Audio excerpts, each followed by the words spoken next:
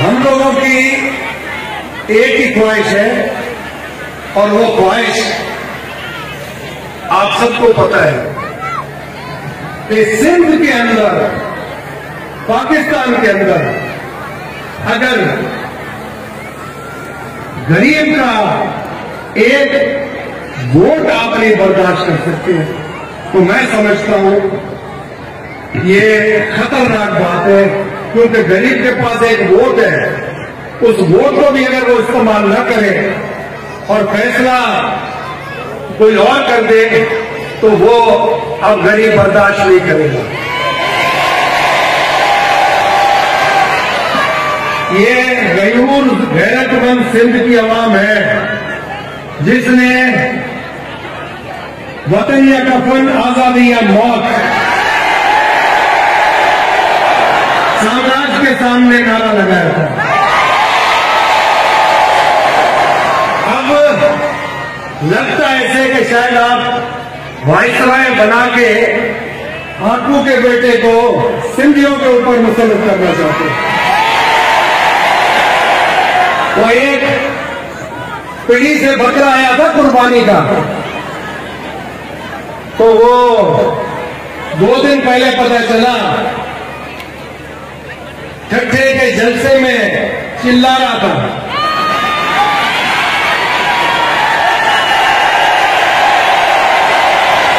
तो मैंने कहा जहन में कि अभी बालिग नहीं है, चिल्लाने दो, जब बालिग होगा तो उसको पता चलेगा सूर्य की औलाद क्या है।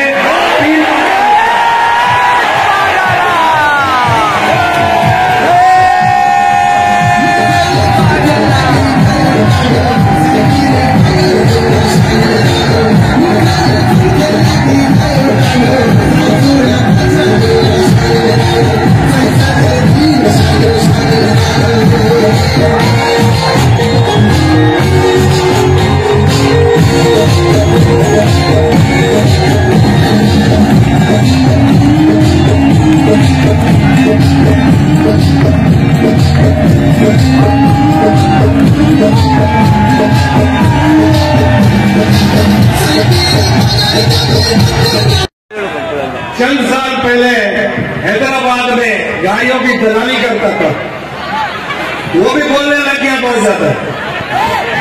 अब उसकी ये लड़न आ गई है कि वो सिंध के लिए मुस्तकबिल के भी फैसले करने के लिए तैयार हो रहा है, शेरवानी सिला रहा है। मगर सिंध की बदकिस्मती होगी कि अगर सिंध के वजीर आला गिरे हुए ख्यालात से बचपन से अब तक भरे हुए हो और वो सिंध की आवाम की खिदमत कर सके, तो मैं नहीं समझता कि आप पाकिस्तान के सिंध सूबे में कोई सिंध के अंदर चीफ मिनिस्टर दलाल बने, तो उससे दलाल से तो परहेज किया जाए। गाड़ियों की दलाली या प्लॉटों की दलाली, बात तो दलाली हुआ ना भाई। तो काफी चीजें ऐसी है जो अब खुलती चली जाएंगी, क्योंकि इस ऑपरेशन का सही जो काम हुआ है वो सुबह को हुआ है। तेलों ने बैलेट पेपर सुबह निकाले, वो था इनका नाश्ता, और रात को इन्होंने वही बैलेट पेपर ठप्पे लगा के वापस डाले, वो इनका था डिनर। तो इसका कोड वर्ड था 10 मिनट्स ब्रेकफास्ट, 2 आवर्स डिनर। तो ये आप आवाम के रोज सुबह नाश्ते में इन्होंने सोचा बैलेट पेपर निकाल के कि कैसे चलाया जाए, रात को इन्होंने ठप्पे लगा के वापस डाल दिया। मगर मेरा ईमान है कि अगर ईमानदारी से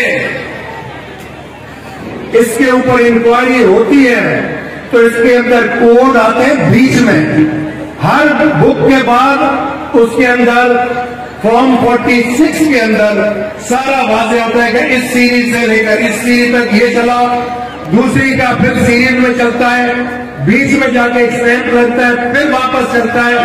तो ये चीज ऐसी नहीं है कि ना हो, आगे सामने आ जाएगी सब कुछ, बशर्ते अल्लाह ताला जो इस वक्त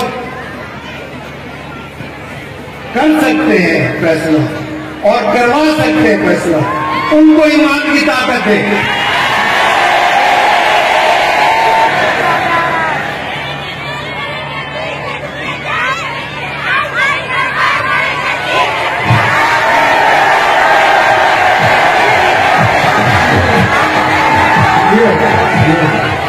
जो हकीकत है उसको अवाम के सामने अगर आप ले आते हैं तो मैं नहीं समझता अवाम ऐसे सड़कों पे आएगी। अवाम सड़कों पे क्यों आ रही है? अवाम सिर्फ इसलिए आ रही है कि उनके वोट का नोट ले गया भाई हिस्सा, तो वो इनको भी पता चल गया कि नोट बाकायदा चला है और बहुत बड़े पैमाने पर चला है। तो हमारी कोशिश है आप सबकी नेक नियति देख के, आपका ईमान का जज्बा देख के, आगे हम लोग जब चीजों को लेके चलेंगे आप लोगों की बेहतरी के लिए, अल्लाह ताला हम लोगों को हिम्मत दे, जज्बा दे, आप सबकी खिदमत भी कर सके और आप सबको एक और मैं कहता चलूं बात कि हम लोगों के इधर जितने भी दोस्त हैं वो एक दूसरे के साथ बगैर मतलब के हाथ में हाथ देके आप लोगों की आवाज बनने के लिए 23 तारीख को कराची में 4 बजे और 3 बजे 4 के बीच में मीटिंग है। उसके बाद मजीद प्लान बनेगा और वो प्लान आप लोगों के लुटे हुए वोट को वापस लाने के लिए प्लान बनेगा।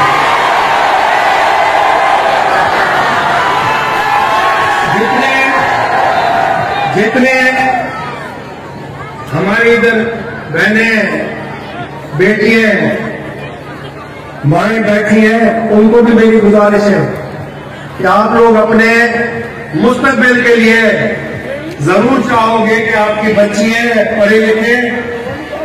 पढ़ी लिखी होंगी तो कुछ कर सकेंगी, और उसके बाद पढ़ी लिखी होने से ये बेहतर होगा कि आप लोग आगे अपनी औलाद, जब उनकी शादी होगी तो औलाद को भी घर में पढ़ा के उनका मुस्तकबिल भी बेहतर कर सकते हैं।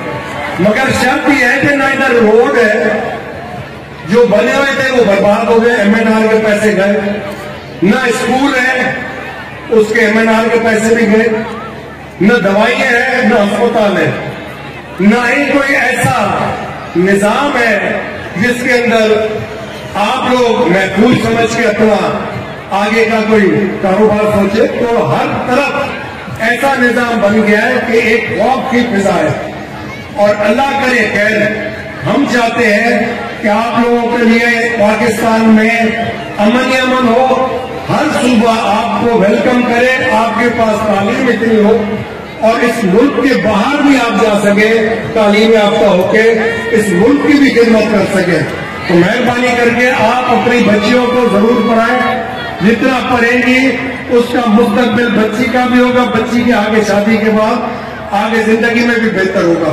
तो आप सब दोस्तों को इतना मैं कहता चलूं कि हम आप एक मुट्ठी है, बाकी हमारे इत्तेहादी जमात JU है, कराची में जमात इस्लामी के थे, हाफिज ने उनको अल्लाह नहीं आ सके, लतीफ पलीजो साहब हमारे, अयाज लतीफ हमारे, लियाकत जतोई साहब, मुर्तजा खान और हमारे जो इत्तेहादी है, उन सबको आप देख लें, ये सब जद्दोजहद में आपके साथ शाना बशाना खड़े होंगे, और ईमान है मेरा कि इनमें से एक भी पीछे नहीं हटेगा जब तक आप पीछे नहीं हटोगे।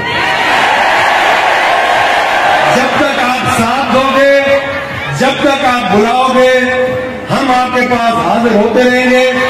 आपके जायज बुनियादी हकों का तहफ़्फ़ुज़, जायज बुनियादी हकूक़ आपके दरवाजे पे, ये सब हमारा मंशूर है, मगर ठट्टे में मंशूर किसी ने नहीं सुनाया, मैं तो हैरान था, शायद अभी बोलेगा हमारा मंशूर है रोटी का प्रमोशन।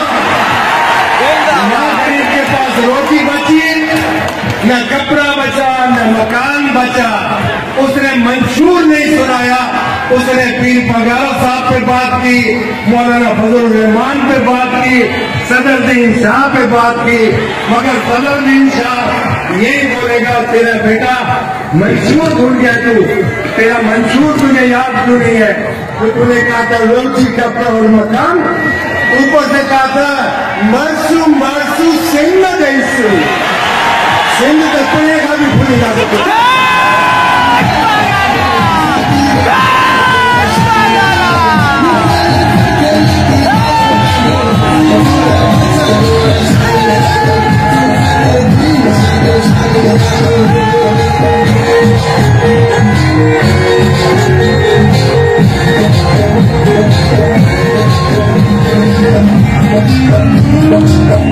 जिंदाबाद।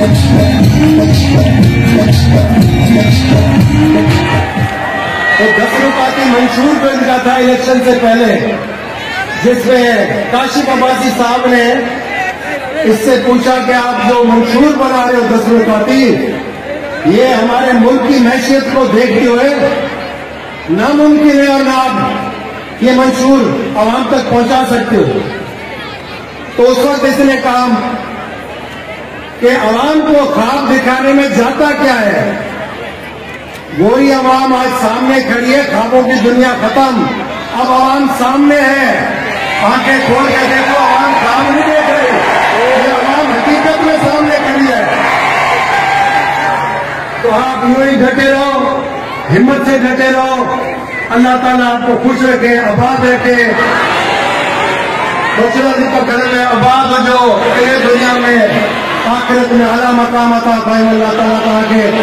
आमीन या रब्बुल आलमीन। पाकिस्तान जिंदाबाद, जिंदाबाद।